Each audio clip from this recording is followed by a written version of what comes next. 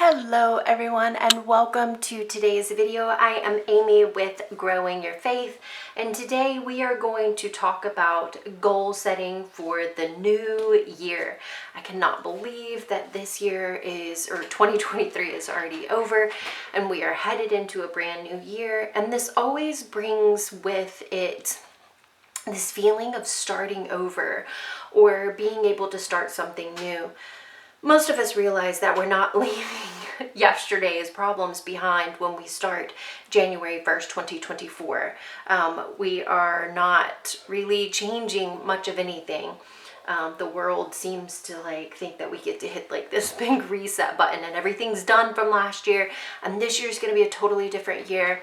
But the reality is that a lot of our issues and problems and things that we need to deal with are going to follow us into the new year. But it does give us this sense of a new beginning, or being able to set some things in motion that will maybe make this year a better year. And for the Christian, I think that goal setting is really, really great, but we have to have a different mindset about our goal setting. So I created this workbook, the Christian Mom's Guide to Goal Setting. And I think that if we are intentional about letting God into every aspect of our lives, then we can create a life of peace and joy. And we can do this by making practical improvements through goal setting.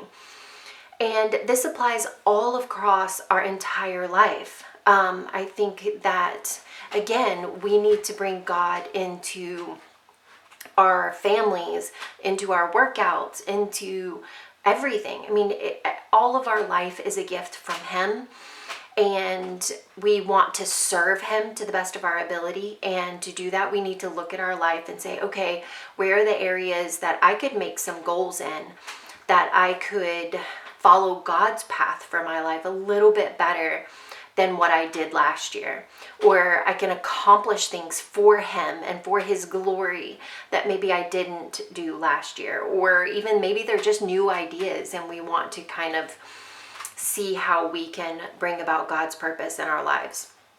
Because that is the point of our life, is to bring God glory and share God with other people. And maybe that just means inside our home because we've got littles and a husband, and that's what our whole life is kind of revolving around right now, and that's okay.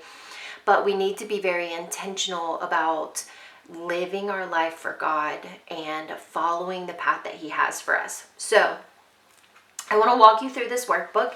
It is going to be in the Etsy shop and you can pick it up there. I will have a couple of freebie pages, but not the whole workbook, in the Facebook group. So you can check that out in the Facebook group if you would like. I will have all of those links down in the description below. So the first thing we have here is the introduction and a guide to goal setting, and then a remember you section. So I'm not going to read through all of this, but you can see it on the Etsy page and when you download it. So the first thing that we really need to do as we go through things is look and see what priorities God has placed in our life at this time. Sorry, I'm trying to figure out my lighting. What priorities has He put in your life right now? So when we reflect and goal set, we need to really think about the season that God has us in right now and make goals that represent that season. So if you're in a season right now where you have littles at home, maybe you can't make big, huge aspirations outside the home. Little children take a lot of our time and energy, and that's okay because they are gifts from our Father and they need that time from us. But we need to realize that our goals are going to have to be a bit closer to home. So this changes so many things in the home, like time with your husband, one-on-one time with older siblings, meals, cleaning, rest. So in the season that you're in right now, what are your top priorities? And that may even be your top priorities that you have goals for. So some of the things that are my priority, such as doing some of the accounting things for my husband's business, those aren't anything that I maybe need big, huge goals for. There was something that I like complete. Oh, our school. So I homeschool my son. We have a system that works right now. I don't really have any goals for that, just to continue on what we're doing. So I didn't really set any goals for our homeschool, for the rest of our homeschool year. So it's the top 5 areas or places in your life. And you could write down more, or you can write down all of them and then kind of say, oh, well, I don't have any goals for this one, so maybe we will not worry about that. So for me, for instance, I put home, personal, growing your faith, and BEI. Now, under personal, I broke personal down into mind, body, and spirit. Because as you know, this is how God created us, mind, body, and spirit. And I want each of these areas of my life to grow over the next year. So that's what mine looked like. I wrote home, and then took up 3 lines for personal and wrote mind, body, spirit. And then you could either put like work or specific. So for me, I did growing your faith and some BEI stuff, which is my husband's business. Okay, and then you're going to take these, you're going to take your priorities. Sorry, let me just read it. For now, let's brainstorm a couple of goals for each of the priorities that we listed on the last page. So we'll call them categories. So each of your priority is going to be one category. Don't worry about the particulars. Just list things that you think that you would like to accomplish in the next year. So it can be anything. And nothing is set in stone right now. We're just trying to get some things down on paper. Then you can go back through, and in these circles, you can rate them numerically. 1 being definitely want to do, and 10 being you can live without doing it. Or you could just label them 1 through 4. Or I think there's 5 categories. Yeah, so however you want to number those so that you know which ones are going to be the most important and which ones you can live without doing. Or that maybe even can wait. So maybe after you accomplish some of your goals, you want to go back like midway through the year and say, okay, well, I've accomplished this, this, this, and this. Now let's work on this and this. You can do that as well. Okay, so I've got all of your categories here and your goals, and you'll keep on listing. So for instance, for my personal, for one of my personal goals, I want to read 50 books. So that would be one of my goals. And then I actually even have it broke down. Well, we'll talk about that in a minute. So under personal, it would be read 50 books, learn to watercolor, health goals, and study some new books of the Bible. And then I think I want to either take a theology class or read a theology book. So those are some of the things that would go under my category here.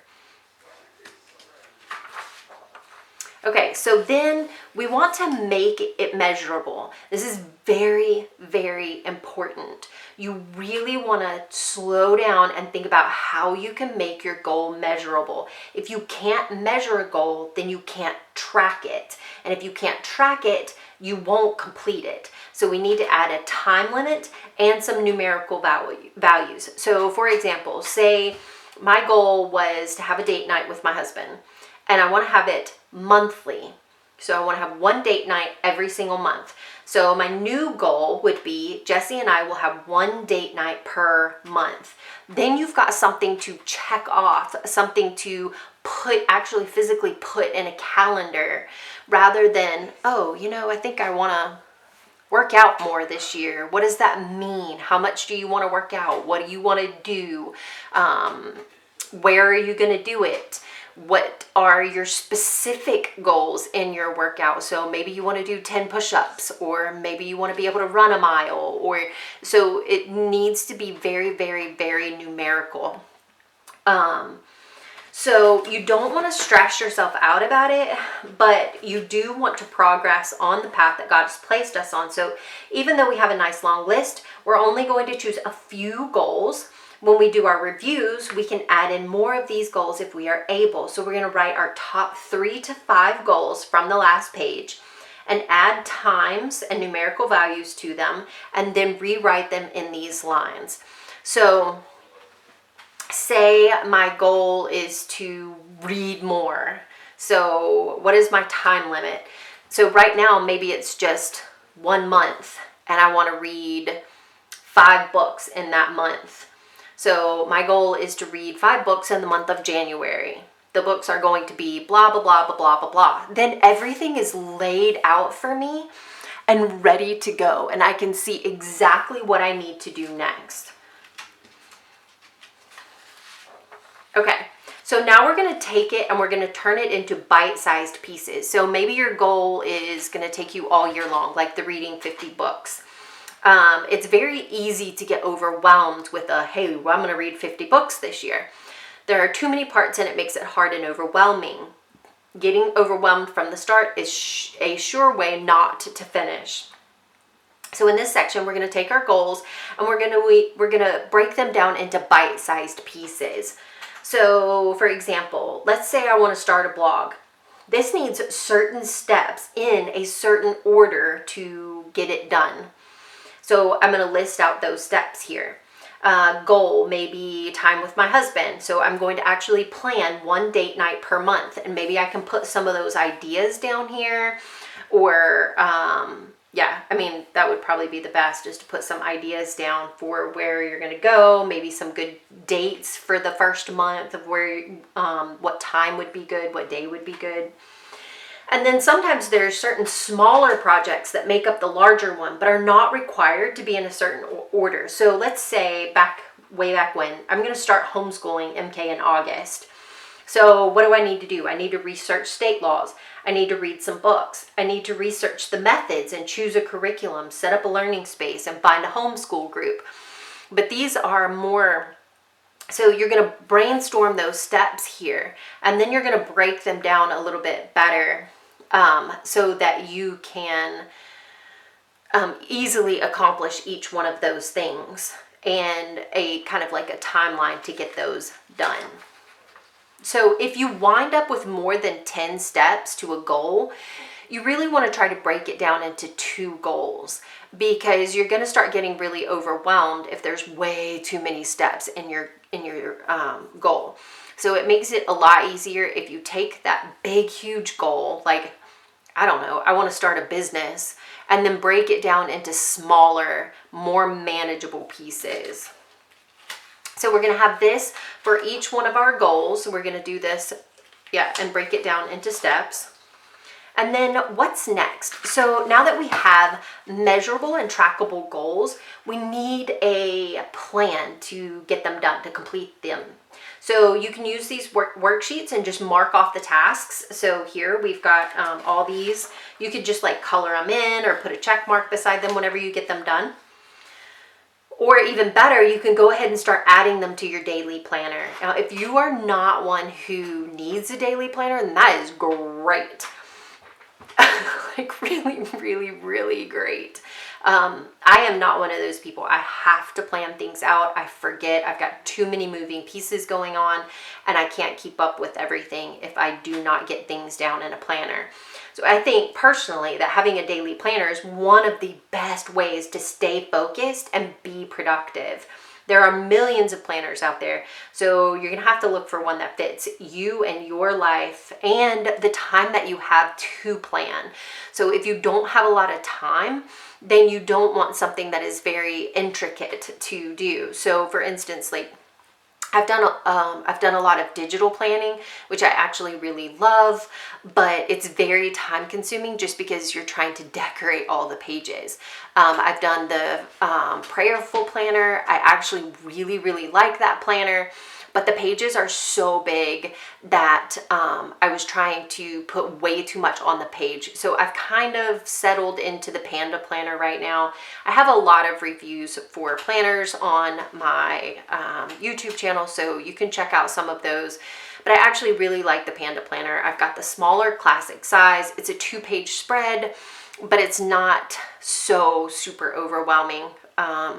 Now, obviously you can make it overwhelming because, you just can. But so what is your biggest tasks for your goal? Do these need to be implemented daily, weekly, or monthly? Make time to plan your month and week, adding in the tasks that need to be done to complete your goal. It may look something like this. So maybe your goal is to run a 5K in May.